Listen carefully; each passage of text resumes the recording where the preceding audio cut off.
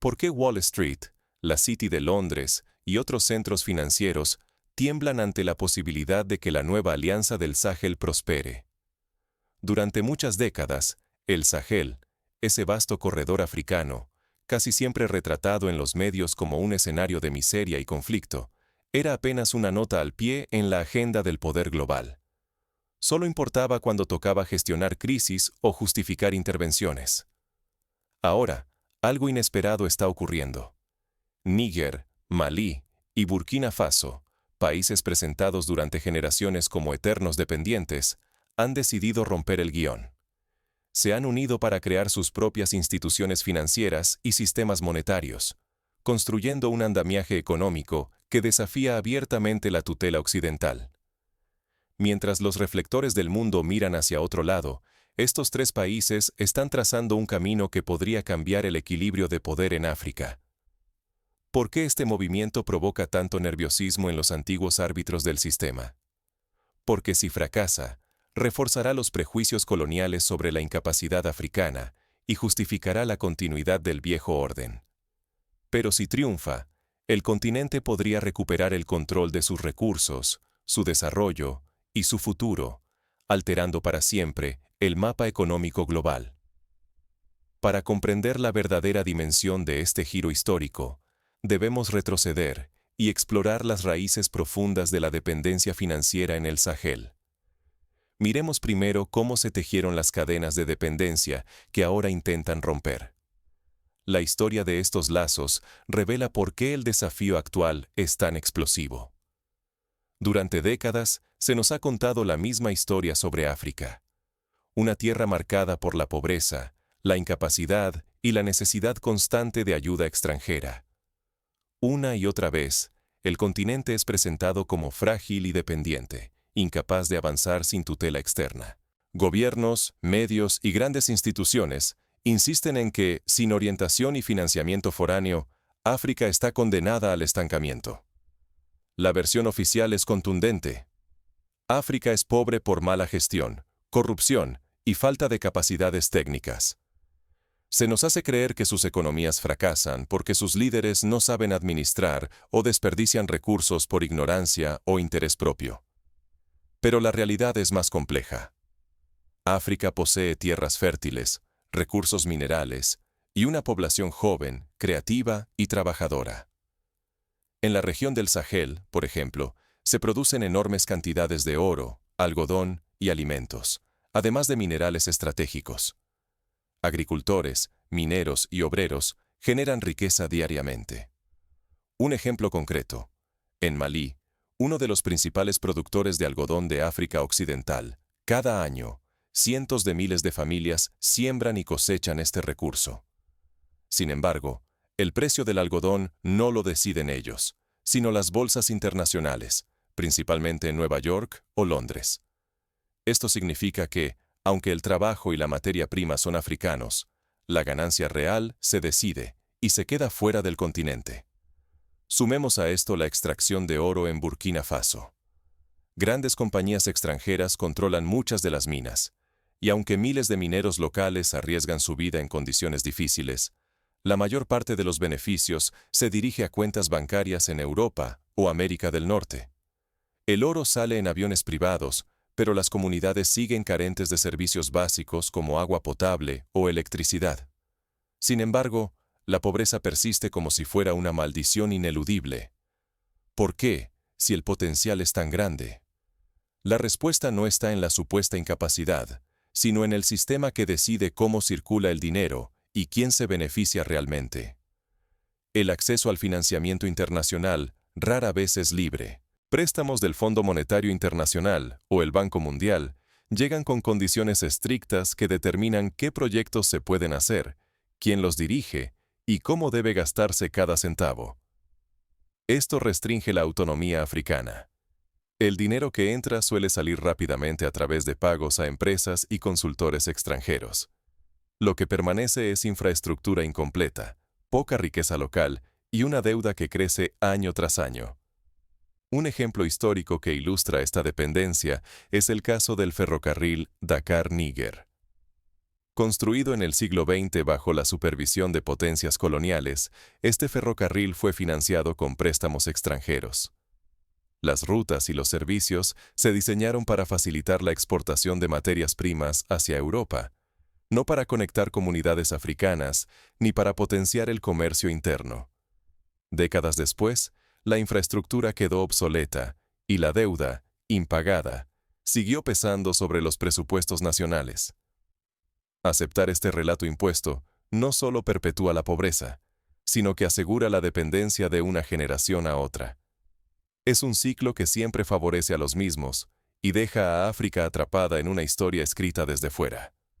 Pero, ¿qué ocurre cuando algunos países deciden romper ese guión y buscar su propio camino? Níger, Malí y Burkina Faso han decidido desafiar las reglas del juego y crear sus propias instituciones financieras. Esta decisión marca un punto de inflexión para la soberanía y el futuro del continente. El verdadero obstáculo para África nunca ha sido la falta de trabajo ni de riqueza, sino la ausencia de control sobre su propio destino económico. Durante décadas, los países africanos han producido oro, algodón, alimentos y minerales en cantidades gigantescas.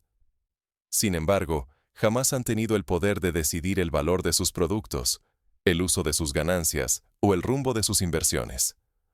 La mayoría ni siquiera controla su propia moneda. Muchas naciones usan divisas extranjeras o monedas gestionadas desde el exterior que no responden a las necesidades locales ni protegen a sus ciudadanos de crisis globales. Cuando los gobiernos africanos quieren construir hospitales, escuelas o carreteras, no pueden invertir libremente. Deben pedir préstamos a instituciones internacionales como el Fondo Monetario Internacional o el Banco Mundial, y esos préstamos siempre llegan con condiciones estrictas. Estas restricciones no buscan el desarrollo africano. Al contrario, obligan a destinar recursos a proyectos que benefician principalmente a los países prestamistas. Consultoras foráneas, ingenierías occidentales y proveedores internacionales se llevan la mayor parte del dinero, que sale igual de rápido que entra. El resultado, la deuda crece cada año. Para acceder a nuevos créditos, los países africanos ofrecen como garantía sus propios recursos: petróleo, oro, minerales estratégicos. Si no pueden pagar, esos bienes quedan comprometidos y la riqueza se pierde antes de llegar al pueblo. La desigualdad es brutal. África paga intereses mucho más altos por cada préstamo que cualquier economía rica. Así, aunque trabajen el doble, terminan pagando el triple, y la brecha no se cierra nunca. El sistema está diseñado para mantener la dependencia. Es un círculo vicioso, donde el valor generado en África se extrae y se envía al exterior, generación tras generación. Mientras tanto, los países deben renunciar a decidir cómo invertir, crecer o proteger a los suyos. Un caso paradigmático es el del franco CFA, moneda en uso en 14 países africanos, y que durante décadas fue supervisada desde París. Las reservas de divisas de estos países se depositaban en el Banco de Francia, limitando así la capacidad de maniobra de sus gobiernos. Si una nación quería invertir en una obra pública, debía solicitar autorización y cumplir requisitos impuestos desde Europa. Esto no solo ralentizaba proyectos cruciales, sino que mantenía el control del flujo financiero fuera de África. En los últimos años, las sanciones internacionales han demostrado la fragilidad de este modelo. Bastó que unos pocos países africanos desafiaran las reglas para que el flujo de dinero se detuviera de inmediato. Así quedó claro que el apoyo internacional solo existe mientras se obedezca sin cuestionar. Si el ciclo continúa, la consecuencia es inevitable: perder el control, la riqueza y el futuro de varias generaciones. Aceptar este sistema significa aceptar que la independencia africana estará siempre incompleta. Sin embargo, algo empezó a cambiar. Níger, Mali y Burkina Faso decidieron desafiar el orden impuesto y construir desde cero sus propios cimientos financieros. Por primera vez en décadas, estos países apuestan por romper la dependencia y reimaginar su futuro económico. ¿Cómo están logrando este giro y qué riesgos enfrentan? Cuando el sistema te cierra todas las puertas, ¿te resignas o inventas la llave que nadie espera. Eso hicieron Níger, Malí y Burkina Faso. Durante décadas, el relato dominante insistía en que estos países eran demasiado frágiles, que su gente y sus recursos nunca bastarían para construir un destino propio. Pero ellos vieron algo que el resto ignoró: la oportunidad de aprovechar su riqueza natural, su población joven y su posición estratégica para crear una integración auténtica, más allá de los símbolos y palabras vacías. El primer paso fue silencioso, fuera del foco internacional. Crearon un mecanismo regional de estabilización, un fondo común capaz de absorber los golpes económicos y reducir la dependencia de préstamos de emergencia. Por primera vez, podían amortiguar crisis y tormentas sin pedir permiso más allá de sus fronteras. La posibilidad de decidir sobre su propio futuro se volvió tangible. Un ejemplo concreto es la creación del Fondo de Estabilización del Sahel, en el cual cada país miembro aporta una parte de sus ingresos provenientes de exportaciones clave, como el oro o el algodón. Este fondo permite asistir rápidamente a cualquier nación en caso de sequía, crisis alimentaria o caída de precios internacionales, evitando así la humillación de depender de ayuda externa en cada emergencia. Luego, dieron un paso más. Fundaron un banco regional de inversión. Este banco no nació para financiar proyectos dictados desde París o Washington, sino para canalizar recursos hacia infraestructuras, energía y agricultura, según las prioridades decididas en la región. La lógica era sencilla pero revolucionaria: multiplicar el valor local, invertir en lo que hace crecer a sus propios pueblos y no en lo que exporta riqueza hacia otros continentes. En la práctica, esto significó que proyectos como la reconstrucción de carreteras entre Bamako y Ouagadougou, o la modernización de canales de riego en el Níger, ahora podían ser planificados y ejecutados por equipos técnicos locales, usando materiales de la región y creando empleo directo para miles de jóvenes.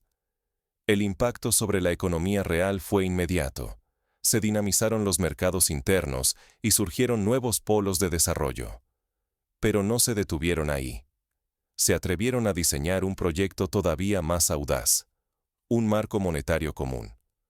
Un sistema pensado para facilitar el comercio interno, reducir los costos de transacción y debilitar la dependencia del dólar y otras monedas extranjeras. Imagina planificar, comprar y vender a largo plazo, sin la sombra de una moneda impuesta desde fuera. Para estos países, eso significaba más que un avance económico. Era recuperar el control sobre el tiempo y el valor propio. La nueva moneda regional, cuyo nombre provisorio es el Sahel, se propuso como una herramienta para simplificar el comercio entre los países miembros. Así, un productor de arroz en Burkina Faso puede vender su cosecha a comerciantes en Níger sin tener que preocuparse por la fluctuación del franco CFA o los vaivenes del dólar. Esta estabilidad facilita la planificación y la inversión a largo plazo. La verdadera novedad no fue el discurso, sino la construcción paciente y pragmática. Mientras el mundo miraba a otro lado, ellos tejían acuerdos, compartían riesgos y diseñaban instituciones que empezaron a transformar la lógica del poder financiero en la región. El cambio atrajo a actores inesperados. Togo, históricamente alineado con Occidente y dueño de uno de los puertos clave del litoral, decidió sumarse.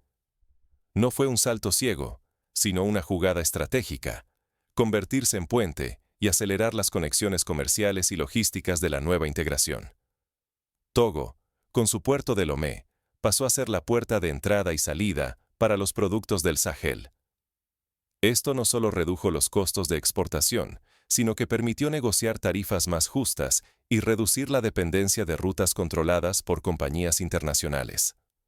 Por ejemplo, la exportación de algodón de Malí a Asia ahora puede gestionarse directamente desde Lomé, evitando intermediarios y aumentando la ganancia para los productores locales. El riesgo para el sistema global es imposible de ignorar. Si esta alianza prospera, demostrará que el poder económico puede reorganizarse desde el sur, inspirando a otros países africanos, y quizá del mundo, a seguir el mismo camino.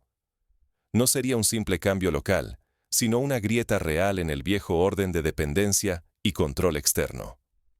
A lo largo de la historia, hemos visto movimientos similares.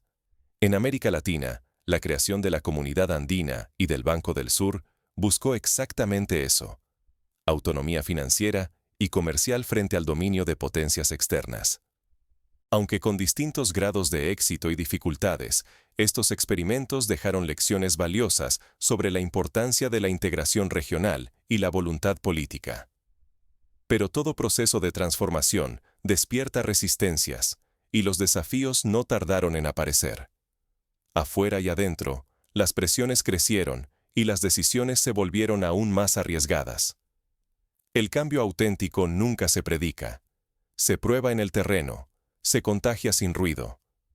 Cuando Níger, Mali y Burkina Faso, países durante años vistos solo como ejemplos de dependencia y fragilidad, deciden construir sus propias instituciones financieras, no buscan permiso ni aplauden rebeldía.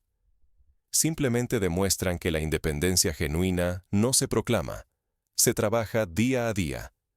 Su experimento es un laboratorio vivo. Coordinan bancos regionales, gestionan reservas y planean inversiones sin solicitar autorización a París, Washington ni a las viejas autoridades globales. La lógica de su misión cede ante una cooperación pragmática. Aquí lo simbólico queda atrás. Solo cuentan los resultados tangibles. El impacto ya se nota más allá de sus fronteras. Gobiernos africanos observan, recalculan sus estrategias y sienten la presión de un tablero que se ha vuelto impredecible. Algunos diversifican alianzas, otros refuerzan redes internas. La diseminación de ideas y tácticas es lenta, pero cada paso marca un punto de no retorno. La prensa internacional no ha tardado en ajustar el relato. Ahora los titulares advierten de caos, riesgos de aislamiento y amenazas de inestabilidad. Sin embargo, bajo esas advertencias late una incomodidad: la de perder el control sobre el ritmo y el alcance de la integración africana. Aquí se revela una paradoja inquietante. Durante décadas, la integración africana solo fue bienvenida cuando avanzaba despacio, fragmentada y tutelada desde fuera. Ahora, cuando se torna funcional, autónoma y guiada por intereses propios, provoca alarma y resistencia. El doble estándar ya no puede ocultarse.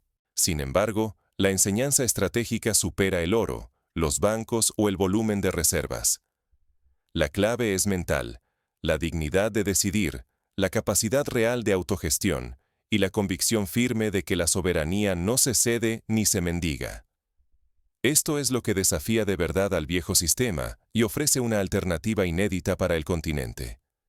Es cierto, la independencia tiene un costo elevado.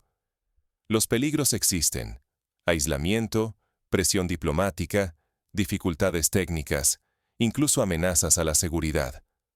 Pero por primera vez en generaciones, estos países asumen el riesgo en sus propios términos, porque saben que la única opción peor es seguir perdiendo poder y riqueza, siglo tras siglo. Para enfrentar estos desafíos, los países del Sahel han adoptado diversas estrategias prácticas. Por ejemplo, han impulsado la formación de técnicos y economistas locales, financiado universidades e institutos de investigación y creado plataformas de intercambio de conocimientos con otros países del sur global. Esta política de capital humano es una apuesta a largo plazo.